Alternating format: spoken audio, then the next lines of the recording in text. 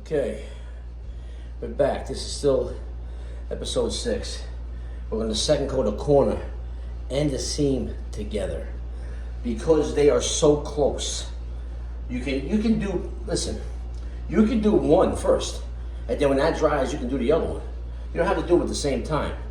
But this is a commercial paying job for me, so I'm not gonna, I don't want to make a gazillion trips to do this. I can do it together, so I am going to do that.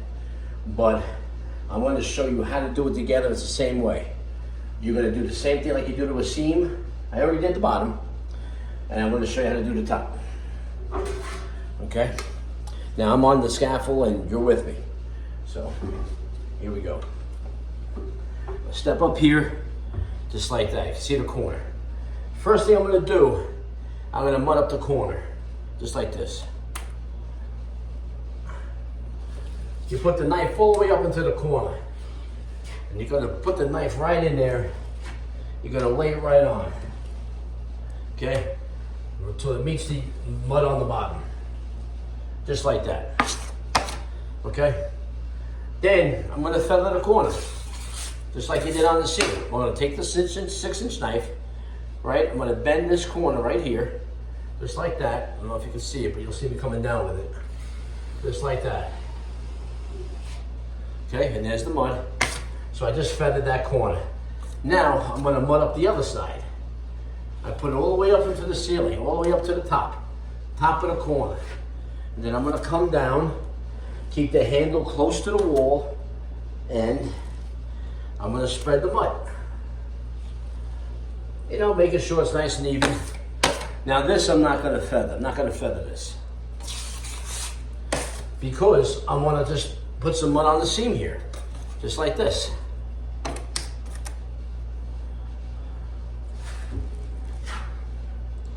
Just like that.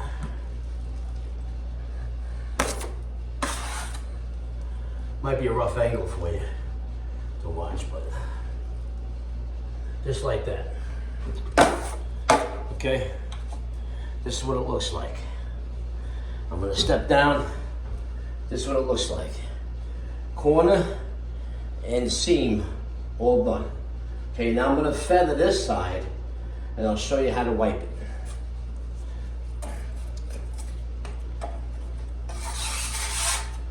These taping, sometimes to see it, you got to be really up close and personal with it. And, sometimes it's kind of hard to do with the camera and stuff like that. But, listen, we're going to get there. We're going to do it. Okay, so I go back up here. Okay, I'm going to feather this. Okay, so now you can see, or can you see, it's feathered. I just feathered it. Now you see it feathered, okay? Now, I'm going to take the broad side. I'm going to wipe the seam first, okay? I'm going to wipe it first. Put it up at the top. I'm going to come straight down with it. Do a little sweep at the end. See that? I came right down with it. Do a little sweep at the end right there. It's a tiny leave off mark, and that's fine. You're going to have that. You'll drive yourself crazy if you don't leave any lines. You just try to leave the lines as minimum as you can and as soft as you can. Okay? Now, what I'm going to do is I'm going to wipe this side of the corner first. So there's a general rule. When you walk into the room, the people see the corner, the corner that they see, the side first, that should be the side that's the solid, where you leave the gap on the other side. So in other words, when someone walks into this room, the door's over there. They're going to walk in, they're going to look over here. This side is I'm going to wipe last, so it looks nice and solid. And I'm going to leave the open side against this wall. Okay, you feed off the entry door, okay? Because there's a closet door, so when you're coming out the other way, it looks this different. It's the entry door that matters. So I'm going to wipe that side first. Put it right in the corner. Keep that corner in there. And you're going to wipe down just like that. You might have to feather a second time If you didn't get it too close, then you wipe down. With the corner of the knife in there. Corner of the knife in the crease. Handle close to the wall, not too close to where the handle's taking the mud off, but close. Okay, now I know, when you're seeing it, it's probably hard to see, but because this stuff, it's almost white. Now I'm gonna wipe the other side.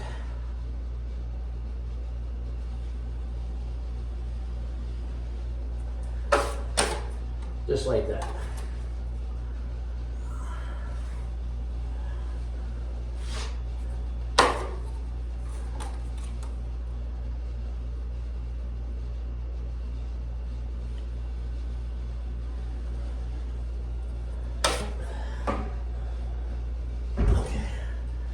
Now we wipe that side.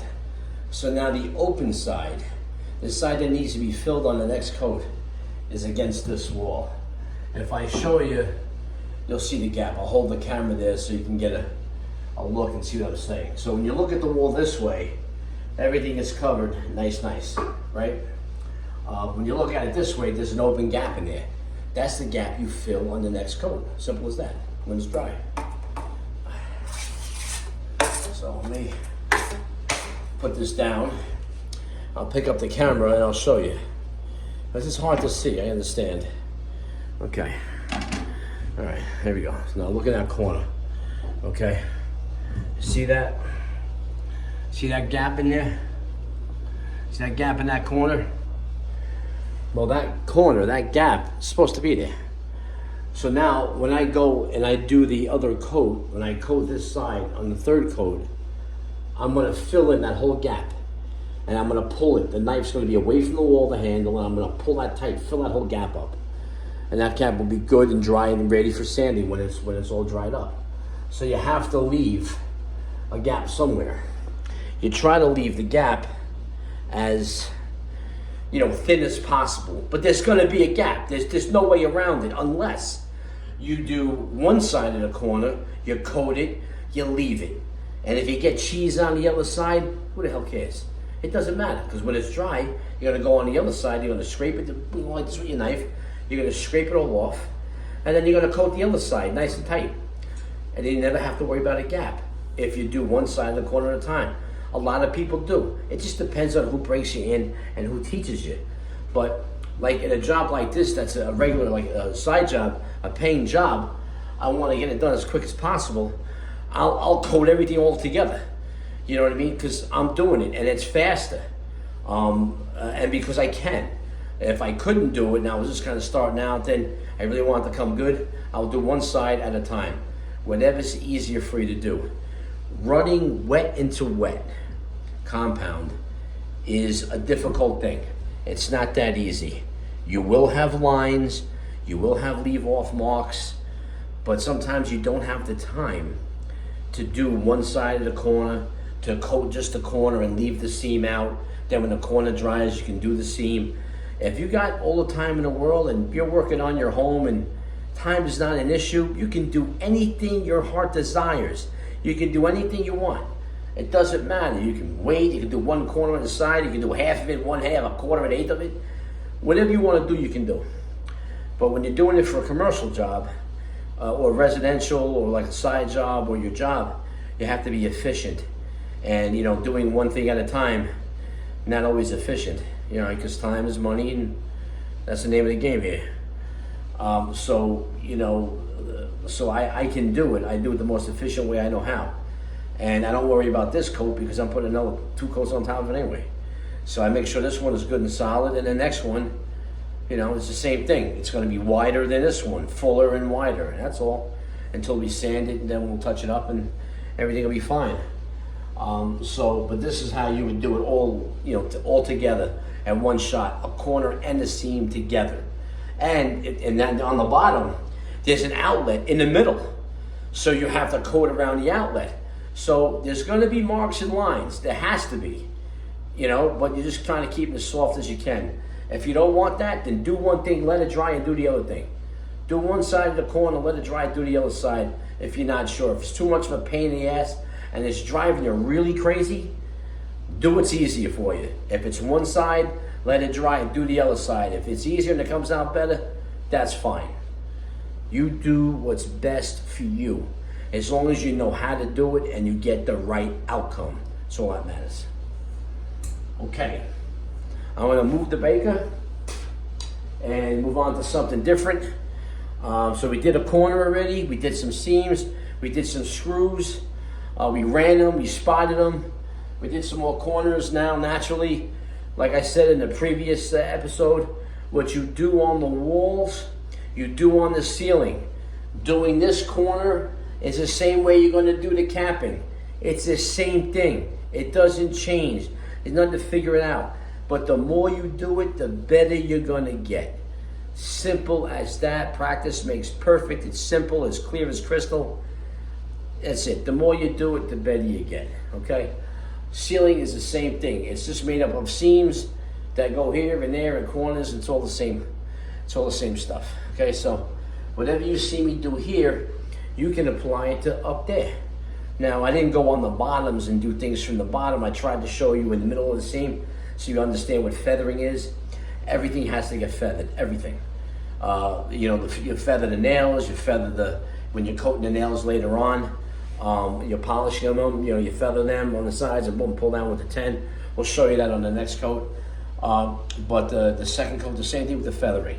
So if you feather each side and you pull down the middle and you still have a little buildup on the edges, then just re-feather it a little tighter. That's all. Just feather it again and then go down with the knife again. All right, you don't want too much buildup on the sides. You want them really smooth. Okay, and if you have a little bit, you're gonna go over it and cover it, and then you're gonna sand it. So, keep the sanding to a minimum by not just putting on globs and globs of mud and making sure you wipe everything down nice and tight. And always remember, you're gonna put another coat on. So it doesn't have to be perfect, okay? You don't have to get so anal. You have to be neat and clean, but you don't have to be perfect because it's not the final coat. On the final coat, you wanna make sure. You wanna get your light, you wanna make sure you hit everything, you skim everything nice, pull everything nice and tight and clean. But that's the last coat, that's the last thing before you get paid. So you wanna make sure, you wanna take the time. But now we're preparing everything for that. So just like bricklaying, if the first coat, the rough coat is good, then the second coat's gonna go easy like it's going now. And then the third coat's gonna go even easier than that. And if that's good enough after you sand, you're good to go. If you need a little skim coat on there, a little polish, which I'll show you how to do, then you do it. But if everything goes good from the beginning and you take your time and you do it right, it's gonna be clear sailing from there. So I'm just gonna go back and I'm gonna finish doing some more work because I can't film every scene because I'll never get done. When I have something else to show you or something I missed, I'll be right back. Listen, thanks for watching, okay? I appreciate it if you like, subscribe, leave a comment if you can. It doesn't matter if you got another way, if you want to say something or whatever you can always count. All comments and things are always welcome. All right, and hey, you never know. You might teach me something. And I'm always willing to learn. I love learning, picking up tricks. Because everybody has a little bit different way of doing things.